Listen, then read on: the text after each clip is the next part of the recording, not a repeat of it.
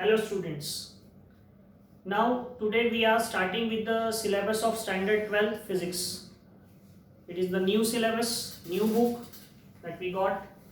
In this the first chapter is rotational dynamics.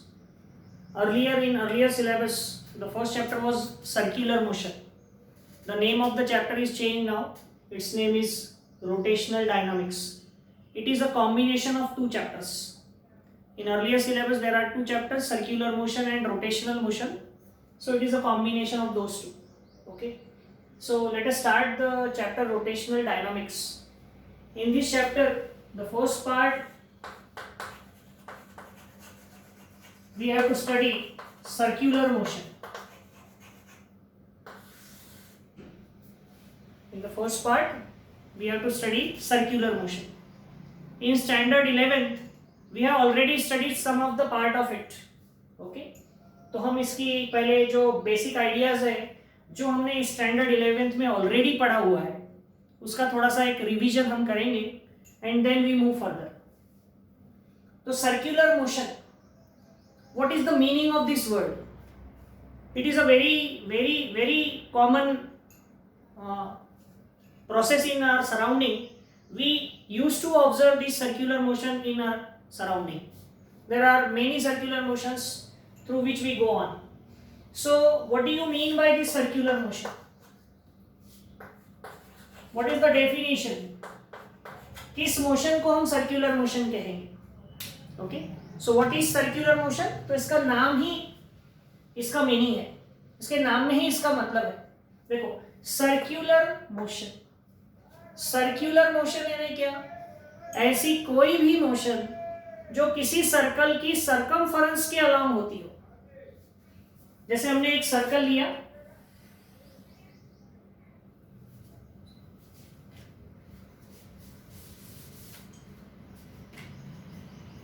एक ऐसा circle consider किया हमने, और सर्कल है तो उसका सेंटर होगा.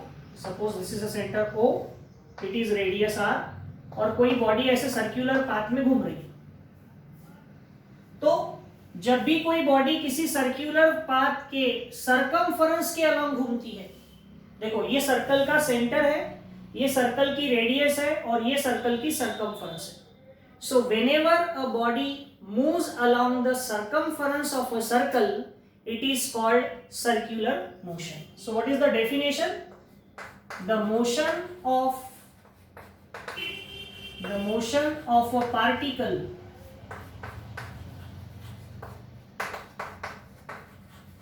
along the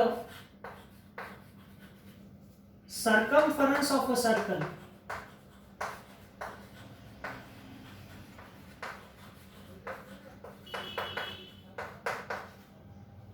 is called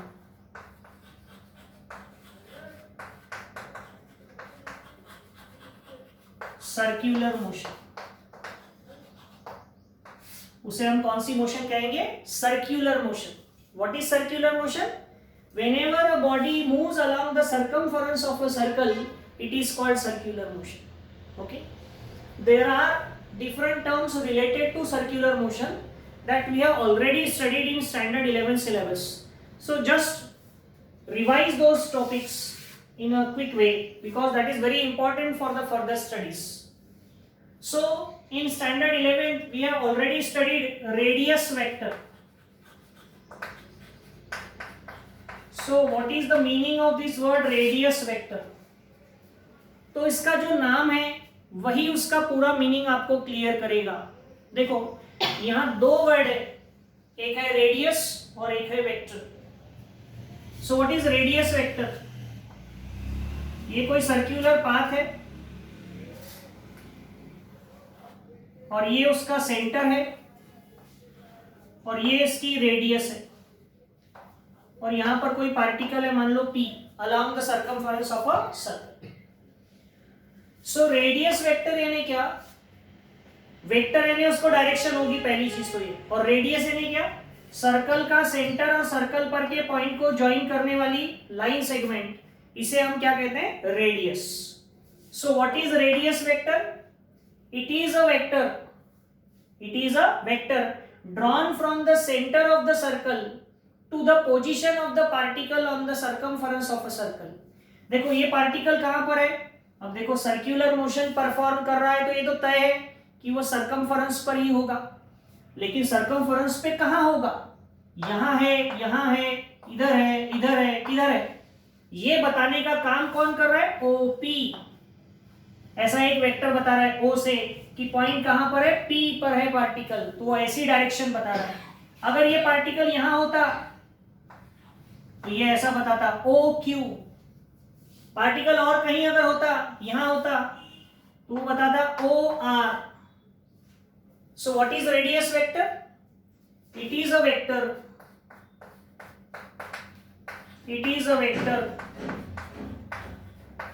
drawn from the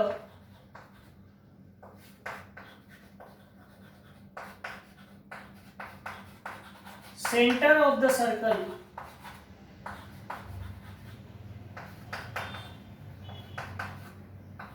to the position of the particle, position of particle along the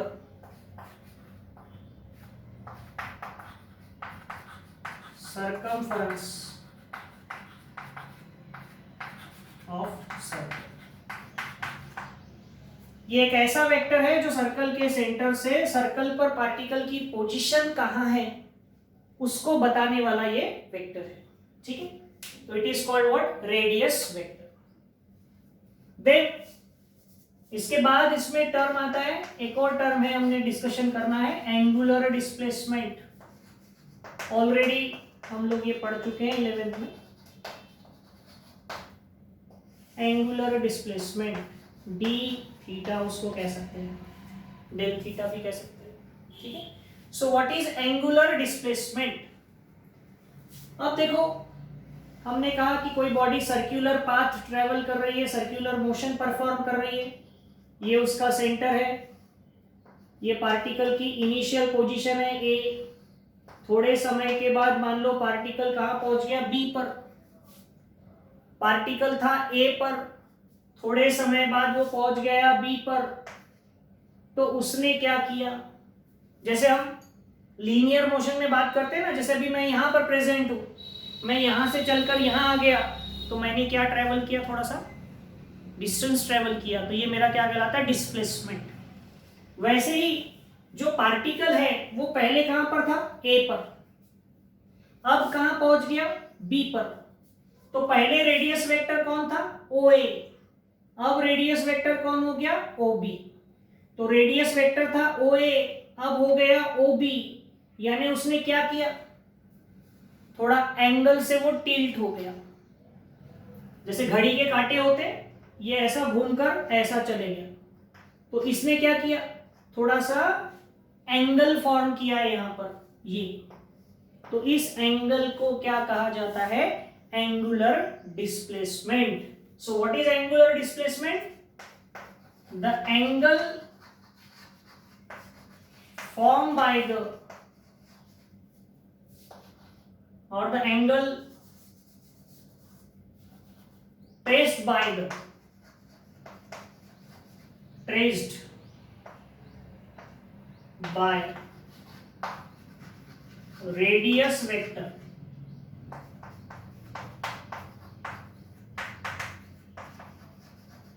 is called angular displacement। उसे हम क्या कहेंगे, angular displacement. The angle traced by radius vector is called angular displacement. देखो यहां पर ये angle बना, इसे हम कहेंगे एंगुलर डिस्प्लेसमेंट, ठीक है। अब एंगल है तो उसका यूनिट क्या होगा, तो इसका यूनिट हमको पता है, एंगल का यूनिट होता है रेडियन, तो इसका यूनिट होगा radian. Radian is the unit, ठीक है, sorry R small, radian is the unit for it. Then what about the direction, why direction is there, क्योंकि देखो ये एंगुलर डिस्प्लेसमेंट है और डिस्प्लेसमेंट है मतलब ये स्केलर नहीं वेक्टर क्वांटिटी है, और हमको पता है वेक्टर क्वांटिटी को सिर्फ मैग्नीट्यूड नहीं, मैग्नीट्यूड के साथ साथ क्या होती है, डायरेक्शन भी होती है। तो उसकी डायरेक्शन कैसे होगी, तो इसकी डायरेक्शन कौन बताता है, right hand thumb rule, right hand thumb rule, right hand thumb rule के हिसाब से इसकी डायरेक्शन होगी। यानी कैसे कि देखो कोई सर्कुलर मोशन है, आपने ये उसका एक्सिस है, सर्कुलर मोशन है तो उसका कोई ना कोई एक्सिस होगा जिसके अबाउट सर्कुलर मोशन परफॉर्म हो रही है, तो उस एक्सिस को आपने अपने राइट हैंड में ऐसे पकड़ लेना है, थंब को उसको आउटस्ट्रेच रखना है और फिंगर्स को ऐसा कर्ल कर लेना है। तो ये कर्ल्ड फिंगर क्या दे रही है, डायरेक्शन ऑफ सर्कुलर मोशन। तो थंब किसकी डायरेक्शन देगा आपको, एंगुलर डिस्प्लेसमेंट की। अगर इस तरह की मोशन हो रही है, ये कौन सी मोशन है, एंटी क्लॉकवाइज, तो एंगुलर डिस्प्लेसमेंट ऊपर की तरफ होगा। और इसी को हमने ऐसा घुमा दिया तो ये कैसी मोशन है, क्लॉकवाइज, तो आपके थंब की डायरेक्शन किधर चले गई, नीचे, मतलब एंगुलर डिस्प्लेसमेंट किधर हो जाएगा, नीचे। तो right hand thumb rule will give you the direction of angular displacement.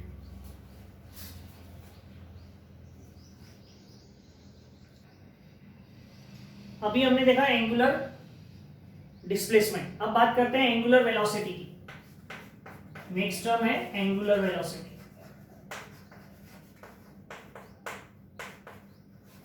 तो एंगुलर वेलोसिटी देखो, एंगुलर वेलोसिटी यानी क्या, तो वेलोसिटी यानी क्या होता है, the rate of change of displacement is called velocity. तो यहां पर क्या होगा, the rate of change of angular displacement, यहां पर एक वर्ड लग जाएगा हमेशा सामने में, angular displacement with respect to time is called angular velocity।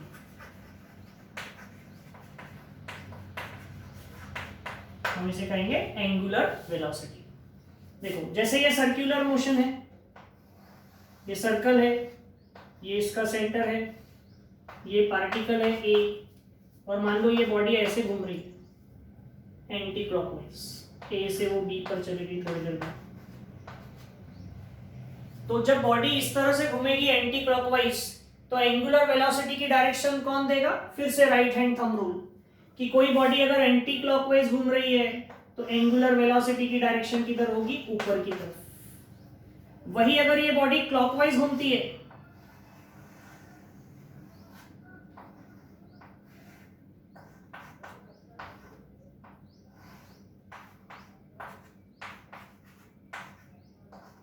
ऐसे घूमती है क्लॉकवाइज, तो एंगुलर वेलोसिटी की डायरेक्शन कौन सी होगी, राइट हैंड थंब रूल है। सिंपल लॉजिक है कि जब हम ऐसे बात करते हैं तो ये ऊपर आता है, और जब हम ऐसे बात करते हैं तो ये अंदर जाता है। ये नीचे यानी अंदर और ये ऊपर यानी बाहर। तो ये किसकी डायरेक्शन है, एंगुलर वेलोसिटी, क्योंकि वेलोसिटी अगेन ये वेक्टर क्वांटिटी है। इसका यूनिट क्या होगा, तो इसका यूनिट होगा रेडियन पर सेकेंड। क्या होगा इसका यूनिट, रेडियन पर सेकेंड। और उसका डायमेंशन की बात कर लेते हैं, जब यूनिट है तो डायमेंशन भी है। तो डायमेंशन में आता है एल एम टी, लेंथ, मास, टाइम। तो यहां लेंथ वाला कोई टर्म नहीं है, जीरो, मास वाला कोई टर्म नहीं है, जीरो, और टाइम वाला टर्म है क्या, -1। Second will go in numerator, it will become -1। तो ये हो गया एंगुलर वेलोसिटी। ओके, अब इसके बाद इसमें एक और लास्ट टर्म है angular acceleration. So what is that angular acceleration, angular acceleration इसको रिप्रेजेंट करते हैं हम अल्फा बार से। तो अगेन एक्सेलरेशन हमको पता है, हम बहुत लोअर क्लास से पढ़ते आते हैं कि what is acceleration, the rate of change of velocity with respect to time. तो यहां पर भी एंगुलर वर्ड लग जाएगा बस। So the rate of change of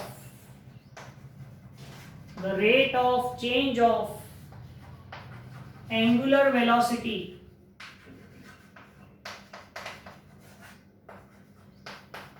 with respect to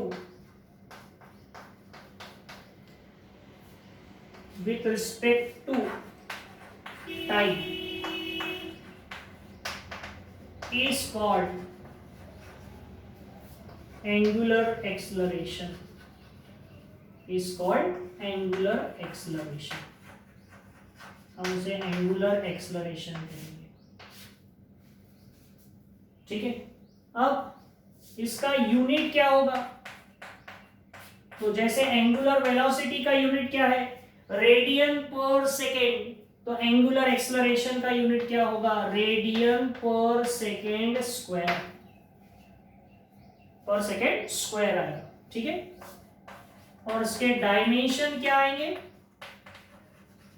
तो इसके डायमेंशंस होंगे L M T।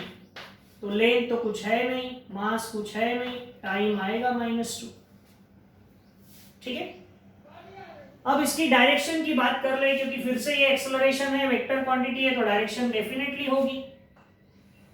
तो डायरेक्शन कैसे होती है जरा समझते हैं। दो कंडीशन इसमें भी आएगी। एक कंडीशन जिसमें कि बॉडी की जो स्पीड है, ठीक है, वो अगर इंक्रीज हो रही है, इंक्रीजिंग स्पीड, और एक में हो रही है डिक्रीजिंग स्पीड। मतलब कोई सर्कुलर मोशन हो रही है, हमने फैन को चालू किया, चालू किया, तो क्या होता है? इसका स्पीड धीरे धीरे बढ़ता है। तो इस केस में क्या होगा? ये मान लो उसकी बी पोजीशन है, तो एंगुलर वेलोसिटी, इसको बाकी को नहीं भी लिया तो चलेगा, ये भी नहीं लिया तो चलेगा। ये किसकी डायरेक्शन है? एंगुलर वेलोसिटी की। और एक्सेलरेशन की डायरेक्शन भी ऊपर की तरफ ही होगी। एंगुलर वेलोसिटी और एंगुलर एक्सेलरेशन दोनों एक ही साइड में रहेंगे, बिकॉज एक्सेलरेशन, क्योंकि यहां स्पीड बढ़ रही है, तो यहां पर एक्सेलरेशन और एंगुलर वेलोसिटी दोनों की डायरेक्शन सेम होगी। लेकिन वही अगर मान लो फैन को हमने स्विच ऑफ कर दिया, फैन को अगर स्विच ऑफ करेंगे तो क्या होगा कि उसकी स्पीड धीरे धीरे क्या होगी? कम। तो यहां एक्चुअल में वो एक्सेलरेट नहीं हो रहा है, वो रिटार्ड हो रहा है, तो वो एंगुलर वेलोसिटी को सपोर्ट नहीं करेगा। अगर ये एंगुलर वेलोसिटी की डायरेक्शन है, तो एंगुलर एक्सेलरेशन की डायरेक्शन ये हो जाएगी, वो एंगुलर वेलोसिटी को क्या करेगा? अपोज करेगा। ठीक है, वो एंगुलर वेलोसिटी को क्या करेगा? अपोज करेगा। तो एक में सपोर्ट कर रहा है और एक में अपोज कर रहा है। तो ये इंक्रीजिंग स्पीड में ऐसा होता है, डिक्रीजिंग स्पीड में ऐसा होता है। ओके, अब देखो इसके बाद हम बात करते हैं रिलेशन बिटवीन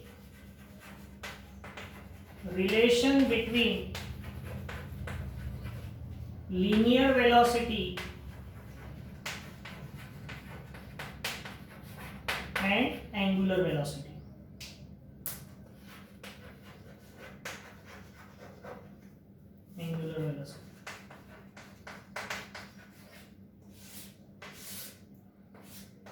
तो लीनियर वेलोसिटी यानी v, एंगुलर वेलोसिटी यानी ओमेगा। तो ये एक ऐसा रिलेशन भी है where v is linear velocity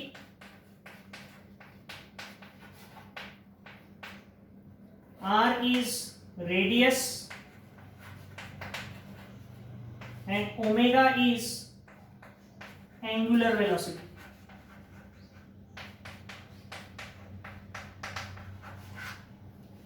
linear velocity, angular velocity and radius, इन तीनों के बीच का ये रिलेशन है। लेकिन ये कौन से फॉर्म में है? स्केलर फॉर्म में। सिर्फ मैग्नीट्यूड की अगर हम बात करते हैं तो ऐसा फॉर्मूला आता है, लेकिन वही इसको अगर हम वेक्टर फॉर्म में लिखें, इन वेक्टर फॉर्म।